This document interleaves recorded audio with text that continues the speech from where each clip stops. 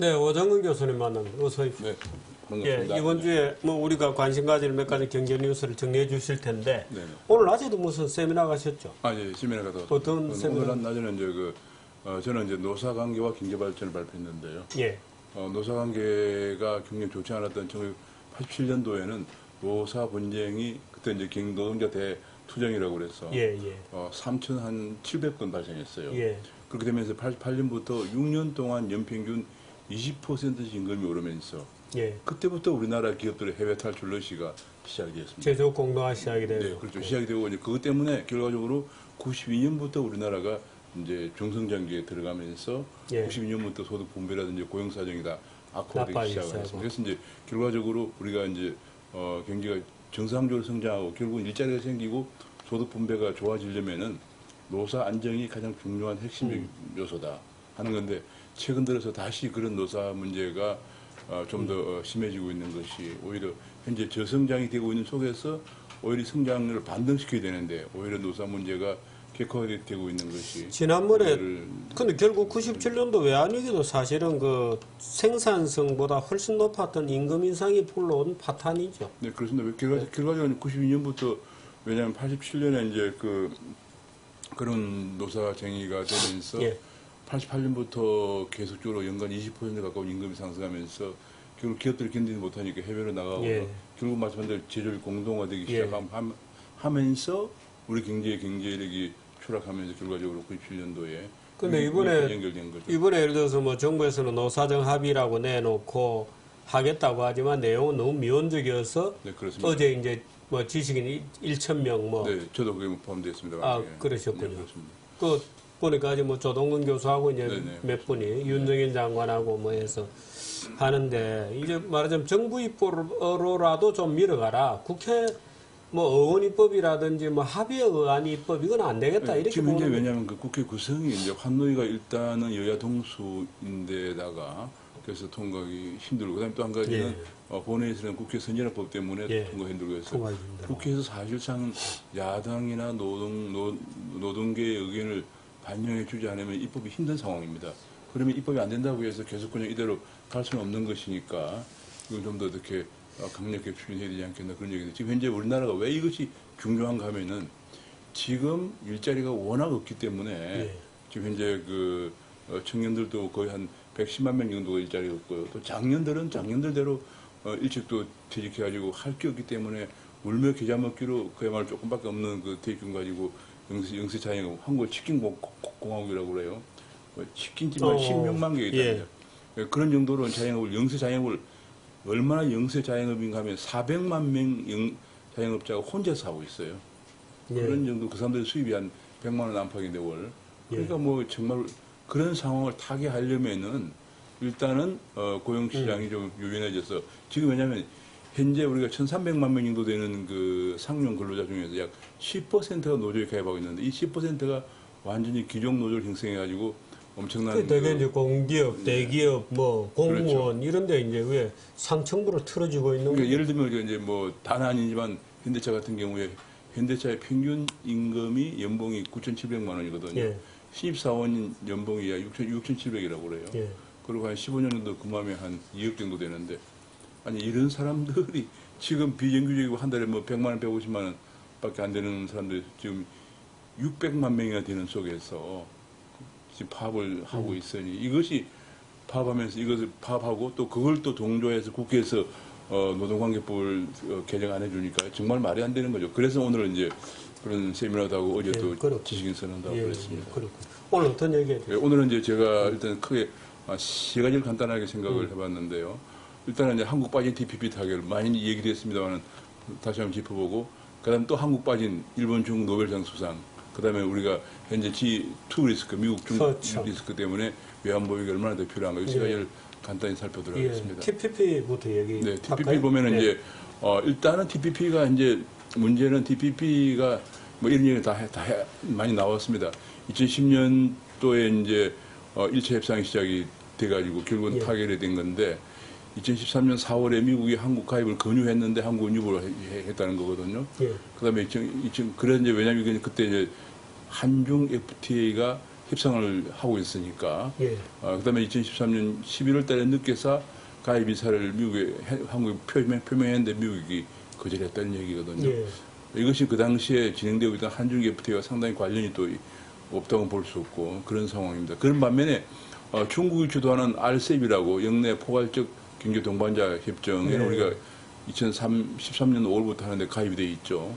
공교롭게도 이번 10월 12일 날 십자 협상을 부산에서 합니다. 부산에서 이런 협상을 할 때 미국에서 이번에도 10월 16일 대통령께서 방미를 하시는데 우리나라를 어떻게 볼까 하는 정말 걱정이 좀 됩니다. 왜냐하면 미국 주도의 TPP에는 참여하지 않고 중국 주도 RCEP에는 참여를 하면서 그 회의를 공교롭게도 대통령 방미를 며칠 앞두고 또 부산에서 연단 말이에요. 네. 이게 좀 미안한데 결과적으로 지금 현재 세계에서 가장 역동적으로 성장하는 지역이 동아시아입니다. 예. 이 동아시아 시장을 두고 결국은 미국도 동아시아로 회계 피벗 투 에이시아라고 그래가지고 동아시아 예. 회계 정책이 하나 중 그것 중 하나가 이제 TPP고 예. 중국도 아니다 미국의 시장을 빼앗길 수 없다 해서 이제 중국 중심의 RCEP을 하는데 한국은 현재 여기는 가입이 돼 있고 여기는 가입이 안 돼 있는 그런 묘한 문제가 있는데 이게 어떤 문제냐면 이제 이거는 뭐 오늘 많이 보도가 됐을 겁니다. 참여하면 이제 성장률 좀 높아지고 불참하면 성장률이 좀 낮아진다 이런 예. 얘기고 이것보다 더 큰 문제가 이런 겁니다. 결과적으로 이제 중국 중심의 그 신질서라는 게 통상면에서 중국은 RCEP 영내 포괄적 예. 동반자 추진하고 있고 미국은 미일은 TPP를 주장하고 있죠. 동아면에서는 CRA를 해가지고 긴급 위험 보유 기금을 중국 준비하고 있고 기존은 이제 IMF가 있죠. 예. 금융에서는 이제 지금 출범한 AIIB 아시아 지역에 ADB가 있는데 중국 중심의 AIIB 여기도 이제 미국, 일본이 가입은 안 하고 있죠. 네. 앞으로 이제 NDB라고 이미 한다고 발표했습니다. 월드뱅크에 대항하는 뉴욕개발은행을 설립하게 되겠거든요. 그러면 이제 이게 문제가 뭐냐면 이게 상당히 균형자적인 입장을 취해야 되는데 지금 우리는 미일이 가입하지 않는 AIIB에 가입을 하고 또 미일 중심의 TPP는 안 하고 RCEP을 가입을 하게 될 경우 하고 있고 이런 경우에 우리가 약간 근데 RCEP을 한다 그러면 TPP는 같이 하든지 했어야 되는데 타이밍을 전략적으로 좀 놓치는 바람에 지금 미국에서 볼 때 한국을 이 균형적인 자세를 뭐 친중 국가라고 보겠죠. 흔들리는 것이 예. 아니냐는 그렇게 되면 우리나라 여러 가지 이제 우려가 많이 경제, 안보, 정치적으로 문제가 많기 때문에 이런 부분에 관해서 우리가 좀 이것이 큰 지금 문제입니다. 이것이 문제의 핵심입니다. 예. 뭐 성장률 뭐 조금 더 이것도 있지만 그것보다 더 중요한 것은 앞으로 우리가 국가를 어떻게 경영해 갈 것이냐 하는 그런 부분이 지금 굉장히 어려운. 사실은 대한민국은 해방 이후 지금까지 태평양 국가였죠. 네, 그렇습니다. 해양으로 열린 국가였고 교역하는 국가고 근데 최근 들어서 그 태평양 국가임을 포기한 것 같아요. 대륙 국가. 중국에 붙는 대륙 국가인 것처럼 자꾸 그 뭐 어린 애들까지 뭐 대륙에서 말 달릴 때 이런 식의 생각을 우스꽝스럽게도 가지고 있으니까. 네. 그래서 그 부분이 이제 가장 큰 문제라는 제가 말씀을 드리기 위해서 이제 그랬고요. 우리가 이것이 단순히 그냥 뭐 무역 좀 덜하고 성장 좀 떨어진다 그런 문제가 아니고 국가 경영에 지금 굉장히 중요한 기로에 있다. 제 생각으로는 후내년 정도의 위기가 오면은 아마 IMF로 가지 말고 CRA 중국에 돈을 줄 테니까 CRA로 오라. IMF는 이미 97년도에 가혹한 대가를 치르면서 돈을 빌려왔기 때문에 그렇게 되면 완전히 우리가 중국 중심의 신질서에 편입이 되는 거거든요. 그래서 이런 문제를 한 건 한 건 이렇게 가볍게 하나를 보면 가볍지만은 이것이 모아지면은 AIIB, RCEP 벌써 중국 중심에 가입돼 되고 그러면서 여기에 또 이제 난 만약에 위기가 안 와야 되는데 그래서 나중에 한번 보겠습니다만 위기까지 오면은 여기에서 중국에서 우리가 돈 줄게 이래 되면 이제 또 문제가 또 큰 문제가 생기죠. 그러면 그냥 중국이 주장하는 통상 통화 금융 질서에 한국이 편입이 되는 결과가 됩니다. 이 부분이 굉장히 걱정이 됩니다. 엊그제 그 오바마가 그 TPP 통과에 관한 스테이트먼트 성명을 냈는데 거기에도 이런 표현이 있었어요. 우리는 중국 같은 나라가 글로벌 에코노미, 세계 경제 질서를 라이트 하는데 세계 경제의 규칙을 써내려 쓰려고 하는 것을 용납할 수 없다. 그런 표현을 했어요. 그렇습니다. 그러니까 미국이 볼 때는 바로 제가 이제 보여드린 건데 지금 미국이 볼 때는 이것을 그냥 단순히 무역이라고 생각하지 않고 중국 중심의 새로운 경제 질서를 만들려고 한다는 것을 미국이 이해를 하고 있는 거예요. 예. 그래서 이제 우리가 흔히들 뭐 미국에서 지난번에 AIB 가입할 때도 우리 이제 정부의 고위층에서 미국에 가가지고 양해를 구했습니다. 그럴 때 이제 미국에서 괜찮다라고 얘기했거든요. 그렇지만 겉으로 얘기하는 것과 내심을 우리가 말이야 괜찮다고 알아야 됩니다. 그래서 예, 항상 서양 사람들 중국도 마찬가지인데 외교상으로 겉으로 얘기하는 것과 내심은 다른 경우가 대부분입니다. 그래서 우리가 언제나 좀 우리가 꼭 이렇게밖에 할 수 없으면은 북한 문제 때문에 사실 북한을 통제해 줄 수 있는 게 중국이다 그러면은 어쩔 수 없으면 그런 걸 사전에 미국과의 교감을 좀 가지면서 해 나가는 그야말로 연미 화중의 정책을 정말 잘해야 되는데 지금은 공교롭게 현재 AIIB와 그다음에 RCEP이 완전히 우리는 미국과 일본이 참여하지 않은데 하면서 일본은 오히려 완전히 그쪽은 미국 쪽에 서면서 지금 일본은 난리가 났습니다. 지금 이제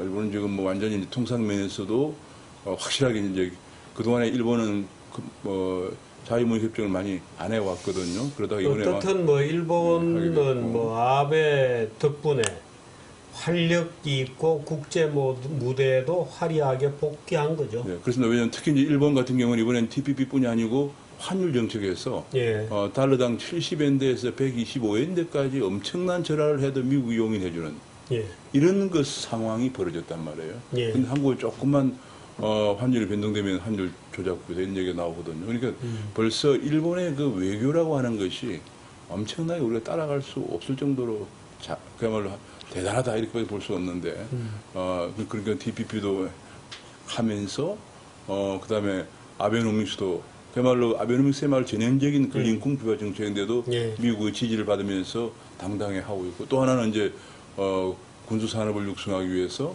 지금 현재 방사청 새로 만들고 하고 이런 것들 다 미국의 내락이 없으면 안 되는 거거든요. 그래서 정말 아베와 오바마가 너무 그야말로 오히려 쉽게 얘기하면 찰떡궁합이다. 이것이 우리로 하여금 좀 걱정을 많게 합니다. 그렇습니다. 노벨상 얘기는 노벨상은 얘기를 보면 현재 노벨상이 우리가 한국이 빠지고 일본, 중국만 이번에 받게 되거든요. 사실 뭐 평화상이나 문학상은 약간 좀 정치적인 그런 면도 있기 때문에 빼고 과학 쪽을 보면은 과학 쪽으로는 거의 일본이 벌써 일본이 21개를 받았죠. 1개고 중국이 5개인데 우리는 중국 5개라 하면 중국인이죠. 그렇습니다. 중국 국적으로 따지면 이번에 생리학상 1명입니다. 네, 그렇습니다. 그래서 이번에 이제 이렇게 됐는데 왜 우리는 이게 안 되느냐? 매일 뭐 얘기 나오지만 그 얘기를 제가 좀 하려고 그러는데요. 제가 보기에는 크게 두세 가지입니다. 하나는 크게 나누면 이제 하나는 우리 교육 시스템. 결과 지난 30년 동안 교육 평준화 정책의 결과입니다. 교육 평준화 정책 가지고 평준화된 데서 창의적인 교육이 될 수가 없는 거, 창의 인재가 나올 수 없는 거죠. 지금 현재 30년 동안 교육 평준화를 한 결과 지금 현재 우리나라 이공계 대학에 들어가는 학생들이 미적분도 못하는 사람이 수두룩합니다. 그러니 기본적으로 우리나라 고등학교의 수학 시간에 3분의 2가 자고 있어 공부를 안 해요. 그러니까 굉장히 기초가 안 된 거죠. 이제 중고등학생들이 기초가 안 돼 있고 그다음에 창의적인 교육 전혀 안 돼 있고 이런 사람들이 그야말로 80%가 넘는 대학 진학률 때문에 전부 대학에 갑니다. 그런 식으로 거기서 대학 나온 사람들이 현재 이런 얘기가 나옵니다. 삼성전자에서 서울의 인류대학을 나온 사람들을 채용할 때 했는데도 그 인류대학생들을 첨단 기술 파트에 배치를 못한다는 겁니다. 왜냐하면 너무도 옛날 걸 공부했다는 얘기예요. 그리고 모른다. 이제 몰라. 그래서 이제 첨단 파트는 해외에서 공부한 사람들 안 치고 우리는 범용 파트에 갔다가 5, 6년 지나면은 영어 파트를 간다는 거거든요. 그게 우리의 그 교육의 현실이고 또 한 가지는 이제 우리나라 중고등학교 교직이 전 세계 유례가 없을 정도로 아주 강한 카르텔입니다. 일종의 이제 교육대나 사범대를 나온 사람들만 하게 돼 있죠. 그래서 얼마 전에 보면은 해외 1년간 연수 갔던 사람의 토익이 6, 700점밖에 안 되는데 그보다 훨씬 높은 애들을 가르치고 있거든요. 그런 면에서도 외국에는 제가 해외 생활을 하면 보면 외국에는 그냥 실력 제일 좋은 사람을 가르치는 거예요. 음악을 가르치려면 예컨대 피아노를 가르친다 그러면 줄리아드 음대 나온 사람이 가르치면 되는 거예요. 근데 우리나라는 그런 사람은 다 놀고 있고 사범대학 음악교육과 나온 사람만 가르치거든요. 그래서 이제 어느 학교 교장 선생님이 예. 아이들이 피아노를 좀 제대로 가르치려고 줄리아드 음대를 나온 사람을 한번 가르쳐 봤더니 교육청에서 금방 연락이 왔어요. 그거는 수업 일수에 간주가 안 된다. 그거는, 왜냐면 그건 교사 자격증이 없다는 거죠. 자, 이런 속에서 그야말로 창의적인 교육은 안 되고 그냥 그 틀에 만들어 놓은 빵처럼 그런 것만 양성이 되죠. 그리고 대학 들어옵니다. 그럼 대학 들어오면 또 어떻게 되느냐? 우리나라 대학은 거의 교수들의 한 3분의 2 정도가 테뉴를 정년 보장 받았죠. 예. 일단 정년 보장 받으면은 새로운 연구를 안 합니다. 대학도 굉장히 폐쇄적인 사회거든요. 그러다 보니까 어디에서도 초중고등학교, 또 대학도 학생 선발권 자유도 없어요. 그러면 창의적인 교육을 받을 기회가 없고. 그러니까 바보들은 시장을 싫어하고 경쟁을 싫어하고 네. 결국 다 같이 망하는 길인데. 또 그뿐이 아니고 게다가 이제 대학 교수가 되거나 연구원이 되면은 연구개발비가 나오는데 우리나라 GDP 대비 연구개발 비중은 한 4%쯤 돼가지고 세계 세계에서 1등입니다. 세계 1등입니다. 그런데도 이걸 전부 다 나눠 가집니다. 이것도 평등 논리겠죠. 예. 나눠 지방대학까지 다 네. 골고루. 그러다 보니까 선택과 집중이 안 돼서 돈만 많이 쓰지 그야말로 뭐 연구를 할 수 있는 사람 없는 사람 할 것 없이 다 나눠 가지다 보니까 예산만 낭비하는 길로 가죠. 이런 시스템, 창의적인 교육, 폐쇄적인 교육 제도 이런 것들이 개선, 그 다음에 평준화, 평등의 논리 이거 아니 과학자들도 공부들 안 하는 것 같아요. 과학자들도 전부 이제 아까 얘기한 R&D 자금 유치를 많이 해오면 유능한 과학자인 것처럼 되고 옛날에 황우석이 그랬죠. 네. 그래서 지금 이런 얘기 나옵니다. 옛날에 박정희 대통령이 정말 잘한 것 중에 하나가 뭐냐면 그 당시에 서울공과대학이 있는데도 왜 카이스트를 만들었을까 하는 얘기 나왔거든요. 그 얘기는 이제 서울대학 공대 교수들의 거의 80%가 테뉴를 다 받아서 새로운 연구를 안 한다. 그래서 그 문제의 본질을 알았다. 예, 그래서 박정희 대통령이 정말 대단한 사람인데 대단한 분인데 카이스트를 만들었다는 거예요. 카이스트를 만들어서 새로운 공부한 손들을 부르다가 완전히 새 바구니에. 그러니까 왜냐하면 새 글로벌 시장에서 통용된 상품을 만들려면 최근에 공부한 걸 공부해야죠. 10년, 20년에 공부한 거 가지고는 상품 만들어낼 수가 없죠. 그래서 지금 이제 이런 교육을 받은 그런데 지금은 그 후에 이제 카이스트 같은 경우도 이제 테뉴어 비율이 한 80% 넘었기 때문에 지난번에 어떤 해외에서 와가지고 카이스트를 계획하려고 그러다가 결국은 집단적인 거부당해서 안 되고 말았거든요. 이런 속에서는 정말 노벨상 나올 수가 없는 거죠. 그래서 결과적으로 이런 교육을 받은 우리 청년들이 어떤 문제가 생기느냐. 제가 실리콘밸리를 여러 번 가봤는데 실리콘에는 한국 청년 찾아보기 힘듭니다. 몇 명 만난 사람은 전부 다 미국에 공부한 학생들이에요. 실리콘은 중국의 학생과 인도 학생은 그야말로 실리콘밸리에 엄청 많습니다. 한국 애들은 어디 가요? 한국 애들은 거기 가면 게임이 안 되기 때문에 그러니까 중국이나 일본에서 첨단 공부해온 학생들은 게임이 안 되기 때문에 주로 어디 있냐. 제가 호주를 갔더니 호주에 워킹할리데이 그래가지고 호주 식당 같은데 호주 농장에 일을 하고 있습니다. 뭐 호텔 보존하고. 왜냐면 이게 배운 게 그것밖에 안 되니까 그래요. 이것이 그렇습니다. 지금 왜냐면 지금은 정보통신산업이 첨단으로 가는데 교육이 평준화돼 가지고는 거기 적응할 수 없는 거죠. 우리 학생들이 정말 실컷 가서 창업하고 하면은 거기에 그냥 여러 가지 구글이다 뭐 페이스북이다 뭐다 인수합병되면 돈도 많이 벌고 대단한 성과를 낼 수가 있는. 우리나라에서 좋은 연봉을 받는 방법이 따로 있기 때문일 거예요. 우리나라에서 좋은 연봉을 받으려면 노조를 하고 스트라이크를 하면 되니까. 경쟁을 하고 해야 되는데. 그래서 제가 생각에 이런 교육 제도와 연구개발 환경을 두고는 노벨 과학상은 이거는 불가능하다. 사회 전체가 좀 붕붕 떠 있는 거죠. 네, 그리고 지금 이제 대통령께서도 창조경제를 얘기하는데 창조경제의 핵심이 창의적인 인재가 양성이 돼야 됩니다. 그런데 이런 속에서 어떻게 창의적인 인재가 양성이 되겠습니까? 안 되는 거죠. 지금 아까 미적분 얘기하시는데요. 미적분이 뭔지 모르는. 지금 몇 년 전에 서울대학교 공대에서 신입생 상대로 미적분을 별도로 한 학기 강의를 했어요. 왜냐면 전혀 알지를 못하니까 기초가 안 돼 있으니까 진도를 대학 강의를 아니 사실은 그 이공계뿐만 아니고 경제학을 공부하려 하더라도 그렇죠, 최소한도의 미분을 알아야 되잖아요. 그렇죠. 수학이 필요한데. 예를 들어서 그래프가 뭐 왜 원점에 볼록 간지를 설명하는 미분을 되는데. 그렇죠. 그러니까 기본적인 지금 현재 우리나라 학생들의 가장 큰 문제가 기본적인 것이 안 돼 있어요. 그러니까 경제학과 4학년을 어디서 뭐 졸업했다고는 돼 있는데 사실 기본적인 그래프를 수리적으로 해설을 못하면 이건 졸업한 것도 아니죠. 그래서 우리나라에서 공부한 사람들이 해외 나가 적응을 못합니다. 그러면 우리나라에서 이제 뭐 인류 대학을 나와서부터 해외 나가 적응 못하는 이유가 창의적인 생각, 그 다음에 굉장히 기초가 안 돼 있기 때문에 그렇거든요. 근데 이번에 박근혜 정부도 또 수학 문제 쉽게 내라. 예? 저는 깜짝 놀란 게 영어는 뭐 더구나 절대평가를 하고. 서울시내 저는 대학의 정원이 1등급을 받아야 된대요. 이런 식으로 자꾸 수준을 낮추면은 지금은 이제 이번에 그래서 월드 에코노믹 포럼이라고 스위스에서 있는 예. 월드 에코노믹 포럼 평가했는데 한국의 교육의지를 140개국 중에서 66위로 평가를 했습니다. 이런 속에서는 노벨상이 나올 수가 없는 거죠. 그래서 제가 오늘 그 문제 좀 이거 굉장히 심각하다. 이건 다시 교육제도를 창의적인 교육제도로 창의적이고 개방적인 제도로 바꿔야 된다. 근데 1대 딸이 빵대 21이죠. 일본하고 따지면. 네, 그렇죠. 빵대 21.